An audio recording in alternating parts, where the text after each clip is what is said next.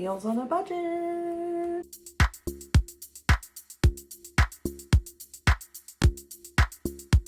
So today I want to talk about how we do our meals on a budget. So I've broken down like how we plan our meals each week, how we leave a meal free each week so that we can like go out to eat, or we can just do pizza or something like that. Now, also I've said how we keep staples like tacos, spaghetti, chicken and noodles, things like that. So it makes it so much easier to just add a couple meals. But one of the big things that I have noticed in all of our years of budgeting is you have to be prepared to shop a couple different places, and you also have to be prepared to switch that up. So when we first started budgeting, we got the majority of our stuff from Aldi. That was like the cheapest place to get almost everything except like pop or like some of the brand name things that we couldn't live without, Doritos, pizza rolls, like things like that, that the substitutes were just not that good. And sometimes it's like that. But we shopped primarily at Aldi for most of our budget. And that worked really well for us for a very long time. Honestly, until about 2021, I would say, things kind of started to shift a different way, and a lot of stuff at Walmart ended up being about the same price as Aldi, and that stayed the same pretty much since then. Like I said in our Meals on a Budget video first, we have switched over to doing mostly our meats in bulk from Sam's Club. So things like that we could buy in bulk that's actually cheaper in the long run, we do that now because we have our grocery list on a good like rotation where we can go, eat. We don't have to buy certain things every week. Now, if you can do that, that's even better.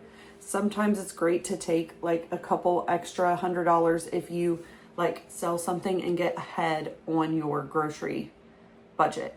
So the best way to do that is to break down each meal. Now, if you're going to eat leftovers, eat those leftovers, take them to lunch. Like as much as you can get out of a meal, do it. Like if you can eat on it for a couple days, if you don't care to live on one meal for 3 days, do that. That's going to stretch it even further. Like if you want to do a roast, usually if we do roast potatoes and carrots, it will feed us for a few days and it will feed all of us. So yes, it's a bigger expense, but it goes a lot longer. So keep stuff like that in mind as well as you're doing your budgeting and grocery list.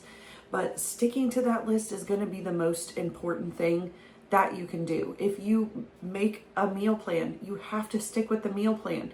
That is the hardest thing to do sometimes, but that's really what's most important. And always give yourself room to change, to switch it up. Like if you see something on sale, go get it, stock up as much as you can. Like you will be amazed by how much buying things on sale and moving your budget around like that will help you in the long run. So make sure that you are always, of course, giving yourself some grace too, because you are going to mess up a couple times.